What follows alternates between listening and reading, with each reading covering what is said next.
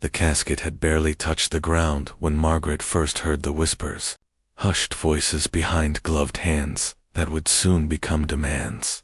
And as she stood there clutching the single white rose she had plucked from her husband Harold's grave, she had no idea that the next 48 hours would test everything she believed about love, family, and the true meaning of inheritance.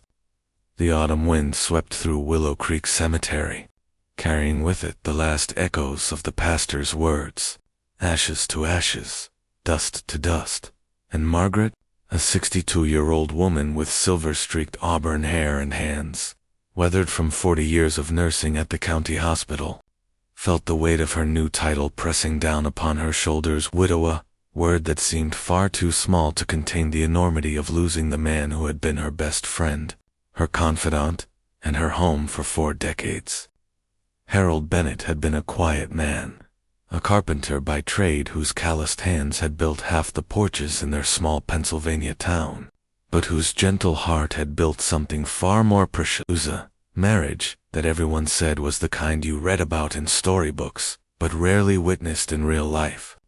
They had no children, a sorrow they had learned to carry together, but they had each other, and Margaret had believed that would always be enough, until 3 weeks ago, when Harold's heart, that great and generous heart, had simply stopped beating in the middle of their Sunday breakfast, his last words being, "Maggie, these are the best pancakes you've ever made," before he slumped forward and left her alone in a world that suddenly felt impossibly large and terrifyingly empty. The funeral had been beautiful, filled with townspeople sharing stories of chairs Harold had repaired for free, of the treehouse he had built for the neighborhood children, of the way he would shovel snow from elderly neighbors' driveways without ever being asked.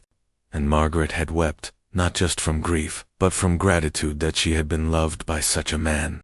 But as the last mourner departed and Margaret stood alone by the fresh mound of earth, she became aware of 2 figures lingering near the cemetery gates, their silhouettes sharp against the gray October sky, Richard and Evelyn Bennett, Harold's younger brother and sister, who had driven 3 hours from the city and had barely spoken to her during the entire service.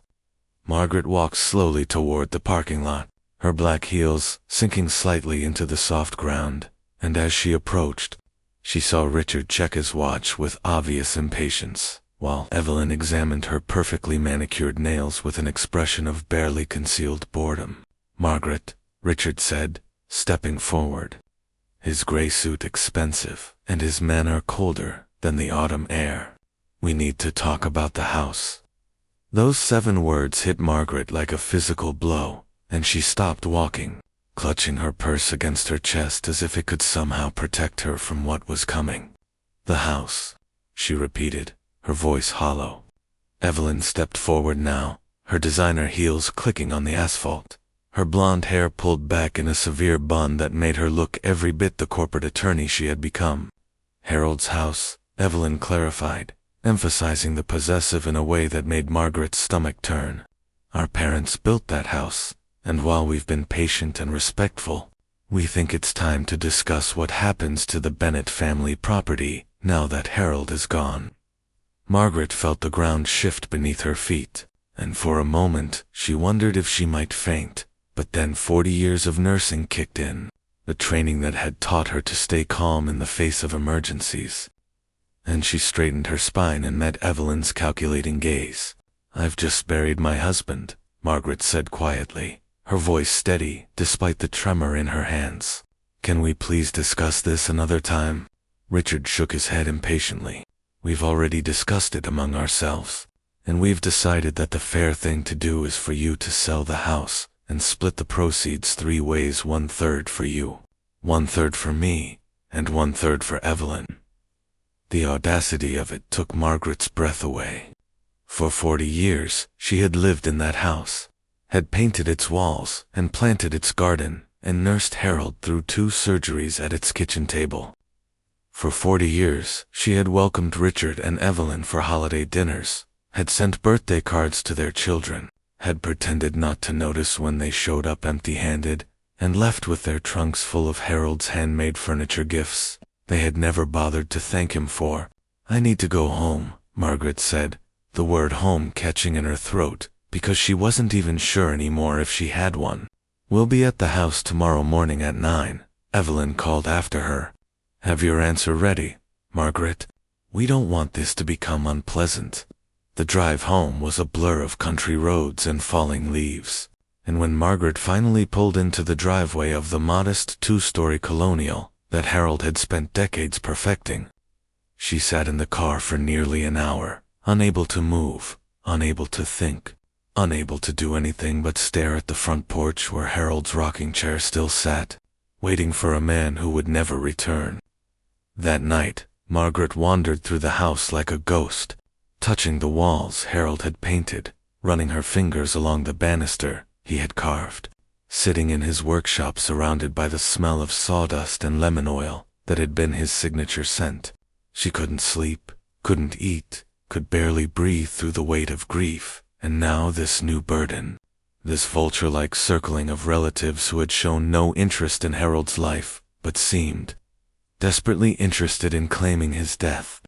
It was nearly midnight when Margaret found herself in Harold's study, a small room at the back of the house that she had rarely entered because it was his sanctuary, his private space, and even in 40 years of marriage, she had respected that boundary.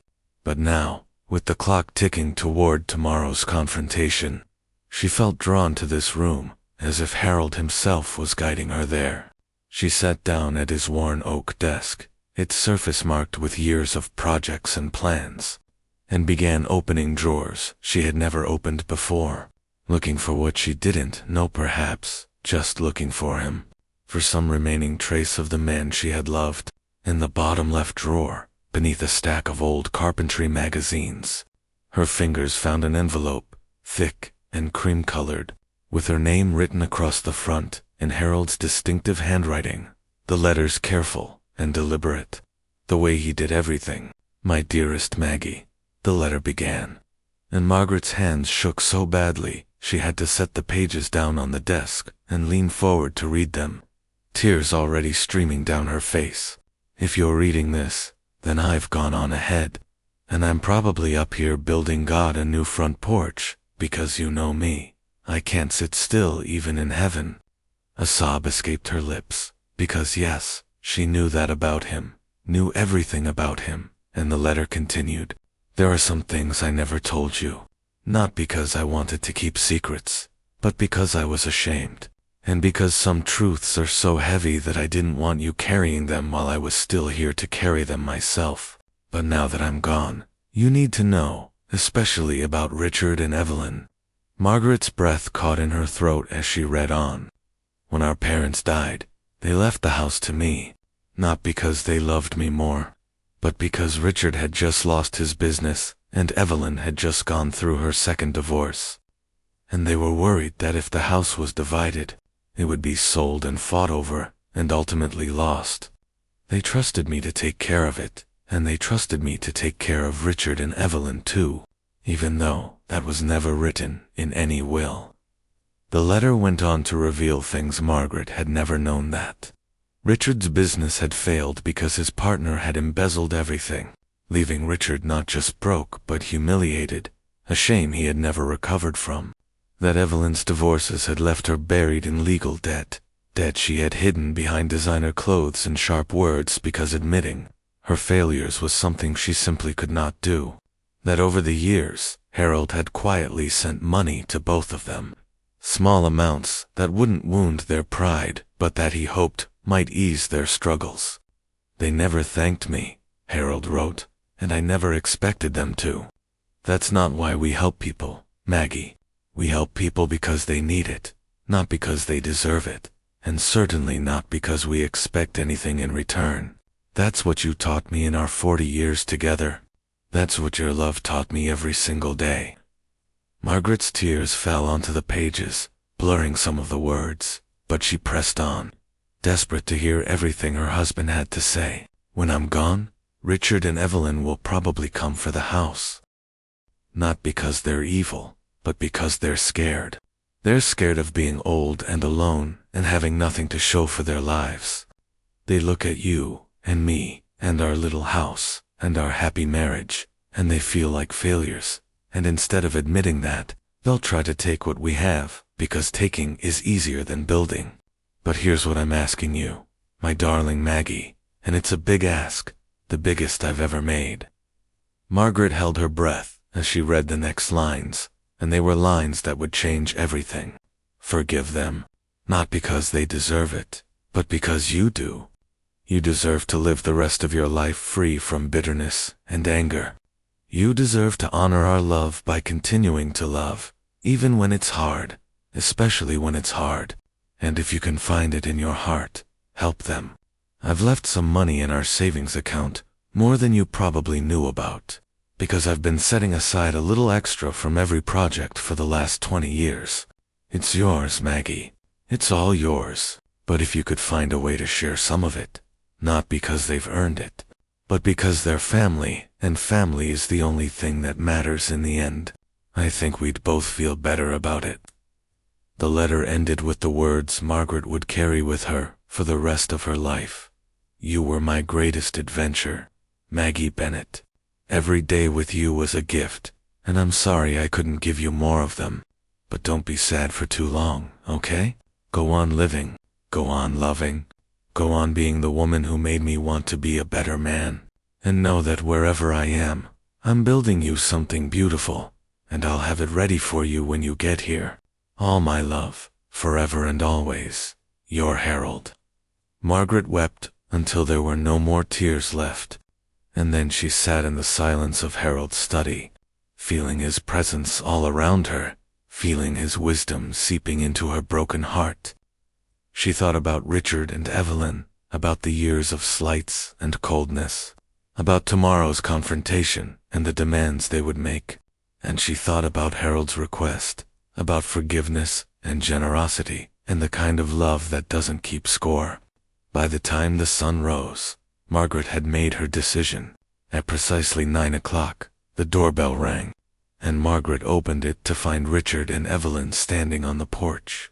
Richard holding a folder of what appeared to be legal documents, and Evelyn wearing an expression of barely concealed triumph. "Good, you're ready," Evelyn said, stepping inside without waiting to be invited. "We've drafted an agreement for the sale of the property. Sit down, please," Margaret interrupted, gesturing toward the living room. "Both of you. There's something I need to say." Something in her tone made them pause, and for the first time since arriving, they looked at her and saw not the pushover they had expected but a woman of quiet strength, a woman who had spent 40 years loving their brother and who deserved far more respect than they had ever given her. They sat on the couch Harold had built with his own hands, the couch where Margaret and Harold had watched countless movies and shared countless conversations. And Margaret sat across from them in Harold's rocking chair, feeling him there with her, supporting her, giving her the courage to do what needed to be done. "I found a letter," Margaret began, "from Harold. He wrote it before he died, and in it, he told me things I never knew about your lives, about your struggles, about your fears."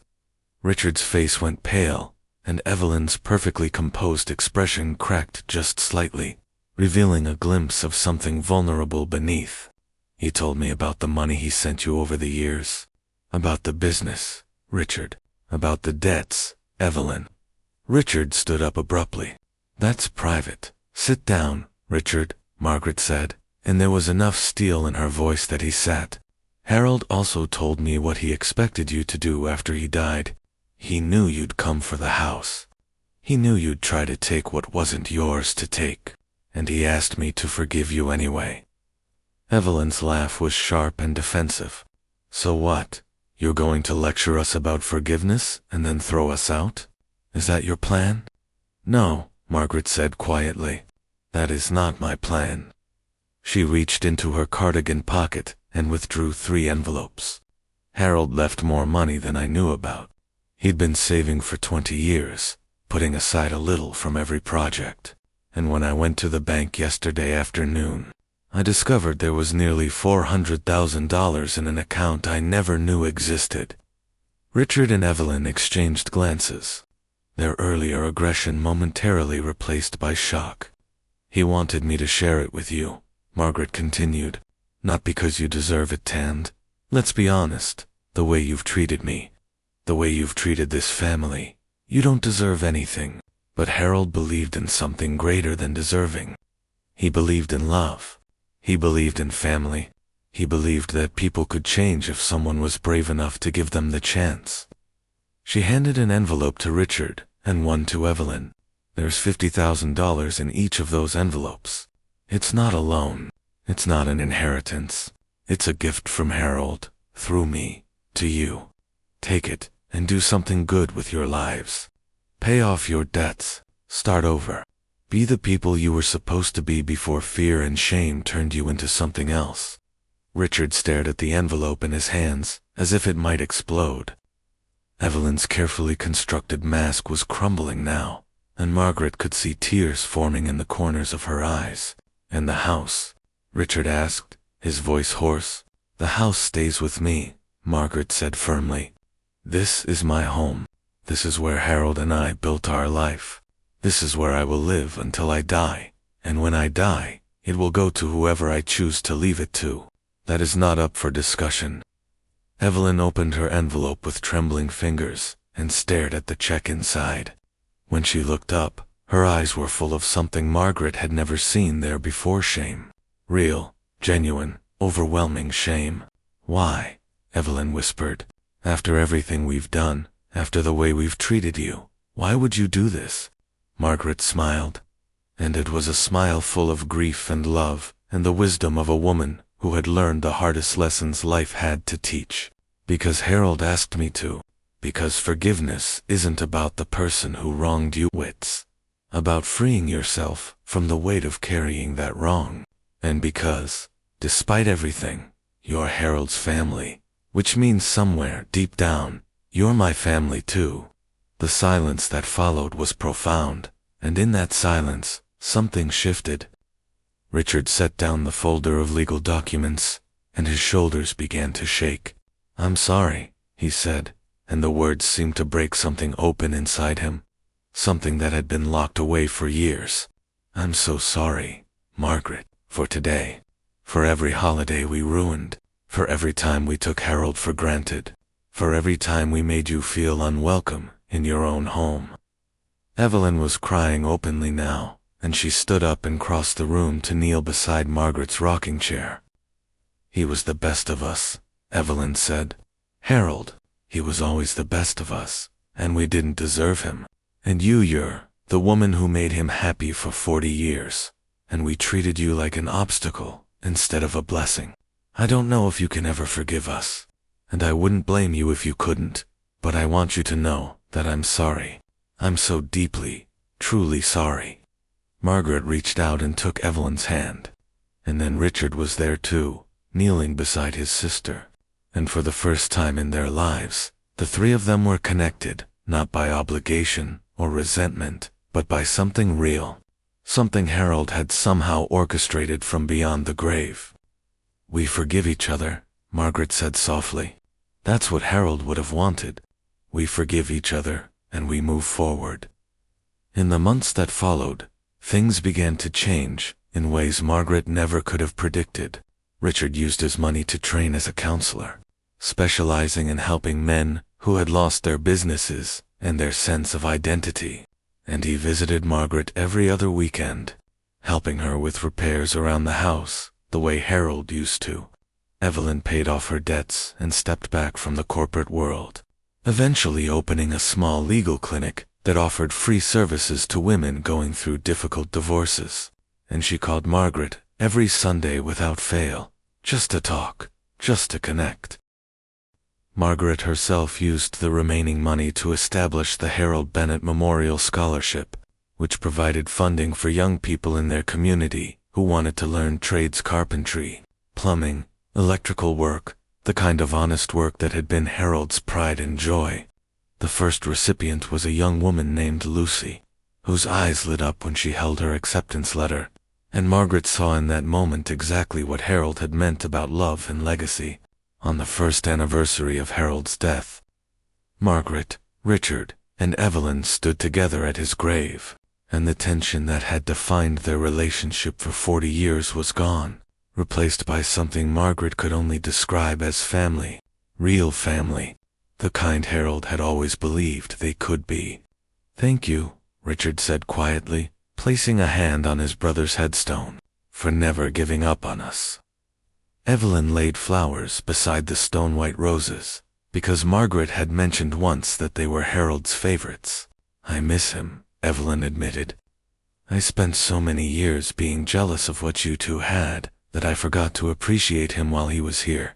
I won't make that mistake with you, Margaret. I promise." Margaret smiled through her tears and linked her arms through theirs. "Harold used to say that the best thing about wood is that you can always sand it down and start fresh.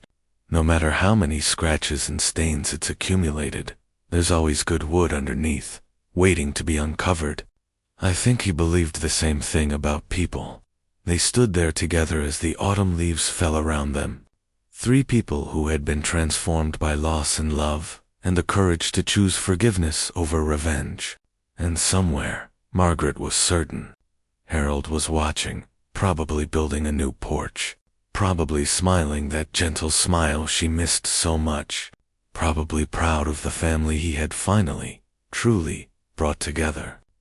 As they walked back to the car, Margaret paused at the cemetery gate and looked back one last time. "I'm living, Harold," she whispered. "I'm loving, and I'm not sad for too long, just like you asked." The wind stirred the leaves, and Margaret could have sworn she heard, just for a moment, the distant sound of a hammer on wood, steady, patient, full of purpose, and she smiled, because she knew that Harold was keeping his promise too, building something beautiful, getting it ready for the day they would finally be together again. What Margaret learned that year, and what she would share with anyone who asked, was this: the greatest inheritance we can leave behind is not money, or property, or possessions. It is the example of how to love when loving is difficult, how to forgive when forgiveness seems impossible, and how to choose grace when the world is offering us every excuse for bitterness. Harold Bennett died without children, but his legacy lived on in every person his story touched, in every act of unexpected kindness, in every decision to choose the harder right over the easier wrong, and in the hearts of the 3 people who stood at his grave that autumn day, finally understanding what family truly meant.